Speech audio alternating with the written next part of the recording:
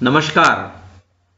आज हम आवर्तबीजी पौधों की उत्पत्ति का समय एवं स्थान इस पर चर्चा करेंगे। Time of origin and place of origin of angiosperms. आवर्तबीजी पौधों की उत्पत्ति के समय के बारे में पहले से काफी कुछ जानकारी है, जिसके आधार पर विभिन्न बॉटनिस्ट की यह मान्यता है कि आवर्तबीजी पादपों की उत्पत्ति क्रिटेशियस युग या उससे कुछ समय पूर्व हुई है। आवर्तबीजियों का उद्भव का वास्तविक समय व्यापक वाद विवाद का विषय है। It is a controversial matter.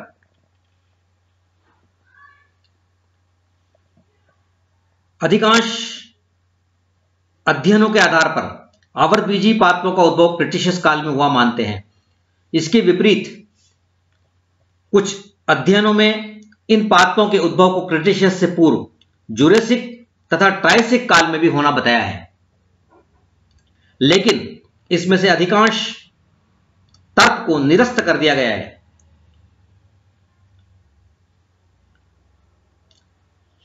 बहुत सारे जीवाश्म जिनमें निम्फियेसी के तथा जुरासिक काल के जो जीवाश्म मिले हैं, उनके जीवाश्म के बारे में यह अभी कहना सुनिश्चित नहीं है कि वो जिम्नोस्पर्म के जीवाश्म हैं या आवर्तबीजियों के जीवाश्म हैं। इसी क्रम में ट्रायसिक काल से भी कुछ कायिक संरचनाओं को प्रारंभ में एंजियोस्पर्म का बताया गया था, लेकिन बाद में इसे सही नहीं पाया गया। उदाहरण के लिए ट्रायसिक काल के सेन माइग्यूलिया की पत्तियों की फॉसिल्स को पाम की पत्तियों का जीवाश्म माना गया, अर्थात ताड़ की पत्तियों का जीवाश्म माना गया, जो बाद में गलत पाया गया। कुछ अन्य ट्रायसिक लीफ फॉर्म जेनेरा अर्थात पर्ण रूप वंश जैसे मार्कोइया, फर्क्यूला तथा पन्नाविलिया को भी द्विबीजपत्री पर्ण माना, लेकिन बाद में डिटेल स्टडी से इनकी वैधता स्थापित नहीं की जा सकी। एंजियोस्पर्म की उत्पत्ति काल के विषय में यह कहा जा सकता है कि इन पादपों की उत्पत्ति दो अलग अलग समय में हुई है। प्रथम ट्रायसिक में स्टेम एंजियोस्पर्म, स्तंभ एंजियोस्पर्म अथवा एंजियोफाइटों का उद्भव हुआ,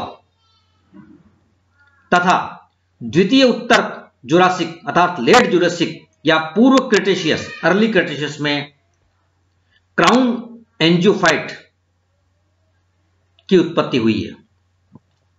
अति आधुनिक मोलिकुलर क्लॉक की सहायता से किए गए न्यूक्लियोटाइडों के अनुक्रम अध्ययनों से भी एंजियोस्पर्म के ओरिजिन के वास्तविक काल का निर्धारण नहीं किया जा सका है, परंतु हम अधिकांश स्टडी द्वारा यह मान सकते हैं कि आवर्तबीजी पादपों की उत्पत्ति क्रिटेशियस टाइम में हुई है। आवर्तबीजियों की उत्पत्ति के समय में तो बात हुई, लेकिन अब स्थान की बात करते हैं।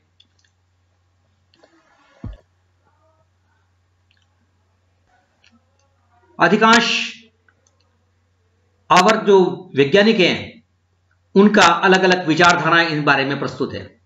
आवर्तबीजियों के उत्पत्ति स्थान के बारे में विभिन्न वनस्पति शास्त्रों द्वारा विभिन्न प्रकार की विचारधाराएं प्रस्तुत की गई है समय समय पर। इसमें से कुछ पर हम डिस्कस यहां पर करने जा रहे हैं।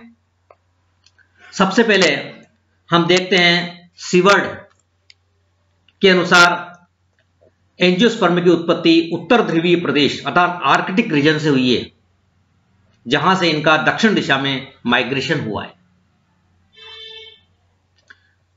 दूसरा जो एक महत्वपूर्ण तर्क है वह है कि ग्रीनलैंड एंजियोस्पर्म का पालना घर रहा है। Greenland is the cradle home of angiosperms. कुछ जिम्नोस्पर्म के जीवाश्मों की खोज ग्रीनलैंड की क्रिटेशियस चट्टानों से की गई है। ऐसा माना गया है कि ये जीवाश्म उष्णकटिबंधीय आवासों में उगने वाले मॉडर्न एंजियोस्पर्म के प्रतिनिधि पादप ही थे। एंजियोस्पर्म के उद्भव के समय ग्रीनलैंड की जलवायु अपेक्षाकृत उष्ण थी, लेकिन बाद में यहां बर्फ जमने लगी तथा इन पौधों का दक्षिण की ओर अमेरिका तथा यूरोप की तरफ प्रवास हुआ।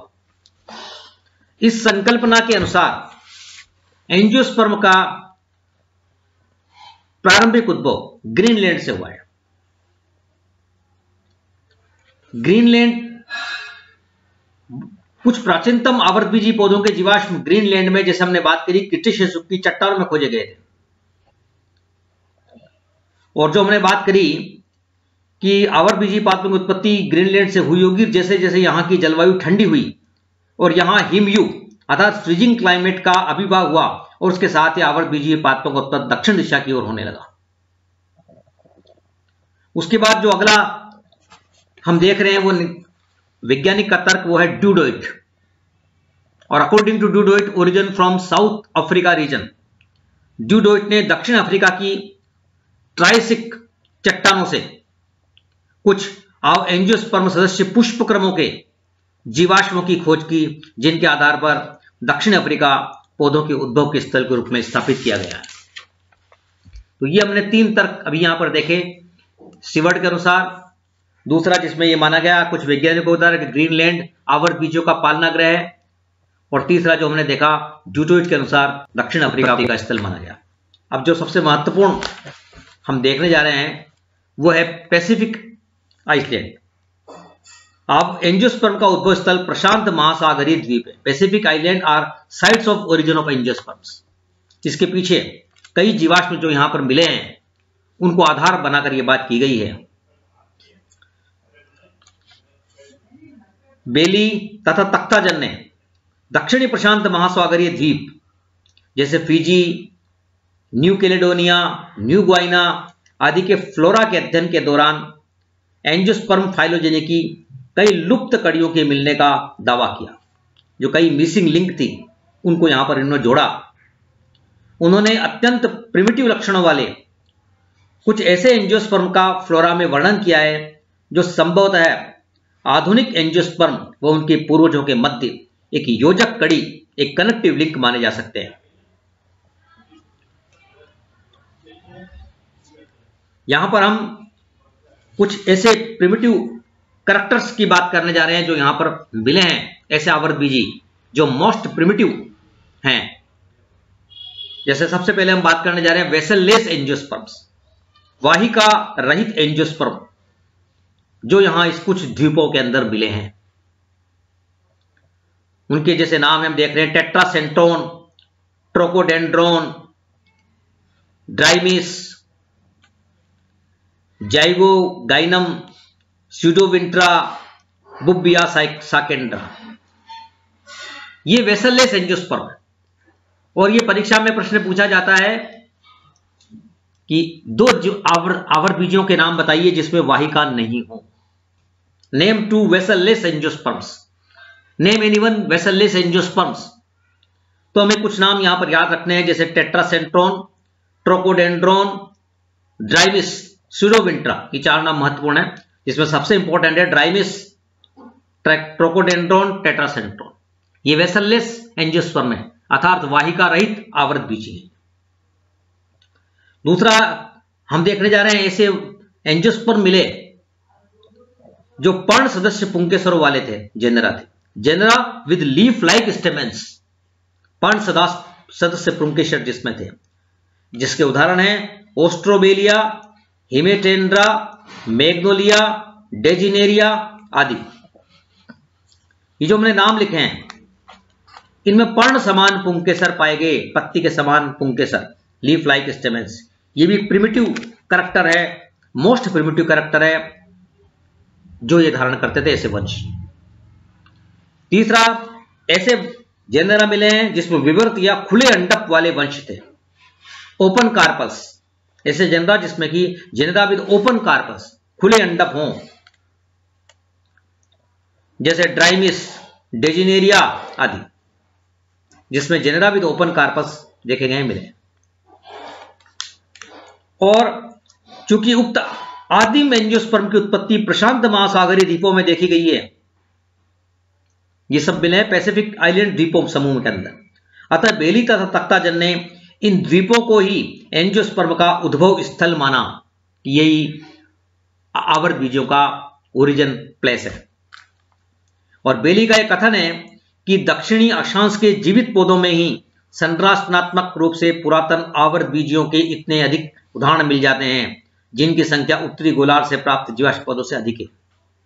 तो ये हमने देखा यहां पर कि प्रशांत महासागरीय द्वीपों में ये 3 जो करैक्टर हम देख रहे हैं, इस प्रकार के जीवाश्म मिले हैं। नंबर फर्स्ट वाहिका रहित आवर्त बीजी, नंबर 2 पर्ण समान पुंकेसर और नंबर 3 खुले अंडप वाले वंश। इसके बाद हम अगला उत्पत्ति के स्थान की बात करते हैं आवर्त बीजियों की।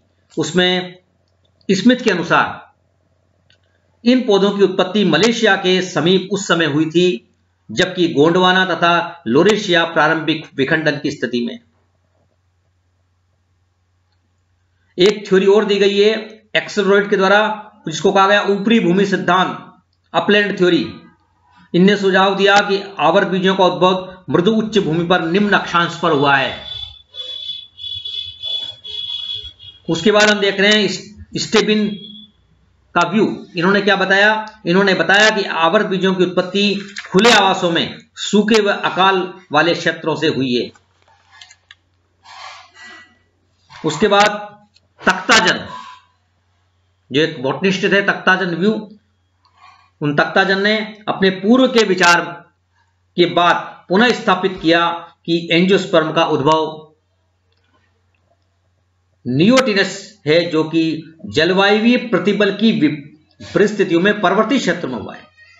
क्लाइमेटिक स्ट्रेस की परिस्थितियों में पर्वतीय क्षेत्रों से हुआ है।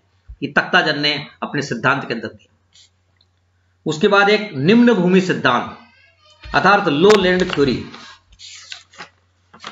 लो लैंड थ्योरी इनमें अभिनव वर्षों में वैज्ञानिकों जैसे हिके तथा डोयल, वोल्फ, टेलर आदि ने पर्यावरणीय प्रतिबल अर्थात एनवायरमेंटल स्ट्रेस के योगदान को एंजियोस्पर्म की उत्पत्ति में महत्वपूर्ण माना। जो एनवायरमेंटल स्ट्रेस है वो जिम्मेदार है, उत्तरदायी आवर्त बीजों की उत्पत्ति।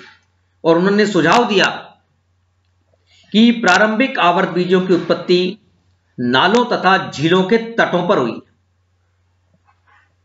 और इसे निम्न भूमि सिद्धांत कहते हैं। It is known as low land theory.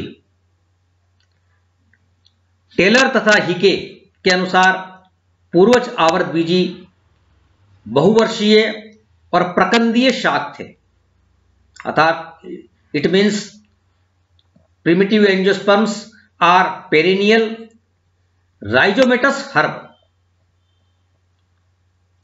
बहुवर्षीय प्रकंदीय शाक थे जिनकी उत्पत्ति नदियों तथा नालों के किनारे उन स्थानों पर हुई जहां वातावरणीय उपद्रव अधिक होते थे, जहां एनवायरमेंट के अंदर बहुत ज्यादा उतार चढ़ाव आता था, वहां पर इन्होंने इसकी उत्पत्ति का स्थान माना। तो जो हम यहां देख रहे हैं कि आवर्त बीजी के उत्पत्ति का समय और स्थान, समय अलग अलग माना गया, लेकिन हम ये तय करके मानते हैं कि क्रिटिशियस जो समय है वो आवर्त बीजियों की उत्पत्ति का जो समय है उसको क्रिटिशियस युग में मानते हैं और अधिकांश वैज्ञानिक इससे सहमत हैं। लेकिन उत्पत्ति के स्थान में अलग अलग बहुत तर्क दिए गए। जैसे हमने अभी शुरू से बात करी कि कई वैज्ञानिकों के तर्क इसमें आए, जैसे सीवर्ड ने अलग कहा, ड्यूटोइट ने अलग माना, बेली ने, तख्ताजन ने, स्मिथ ने, स्टेबिन ने, एक्सलरोइड ने, हिके तथा डोयल ने, वोल्फ ने, टिलर तथा हिके ने, इन लोगों ने अपने अपने मत दिए आवर्त बीजों की उत्पत्ति के स्थान में कि ये पॉसिबल प्लेस हो सकते हैं आवर्त बीजों की उत्पत्ति के। इसमें सबसे महत्वपूर्ण एक तो ग्रीनलैंड वाली थ्योरी जो मानते हैं कि ये ग्रीनलैंड को माना गया कि आवर्त बीजों का पालना घर है। Greenland is the cradle home of angiosperms. दूसरी हम ये बात करते हैं कि आवर्त बीजों का संभावित स्थल प्रशांत महासागरीय द्वीप जैसे फिजी, कैलेडोनिया, न्यू गुयाना आदि को माना है। वो क्यों माना? क्योंकि उनमें इस तरह के जेनेरा मिले हैं जिनमें वाहिका नहीं थी, लीफ लाइक जेनेरा थे और जिनमें ओपन कार्पल वाले जेनेरा थे, अर्थात जिसमें वाहिका रहित एंजियोस्पर्म मिले वहां, पर्ण सदस्य पुंकेसर वाले वंश मिले वहां और विवृत या खुले अंडप वाले वंश मिले। इस तरह प्रशांत महासागरीय द्वीप का जो तर्क है वो ज्यादा मजबूत हुआ। ये 3 से 2 सिद्धांत जो है हमें याद रखने हैं स्पेशल रूप से, और बाकी जो हमने नाम दिए हैं कितने उत्पत्ति के संभावित स्थल हैं आवर्त बीजों के, वो हमें ध्यान रखने हैं। धन्यवाद।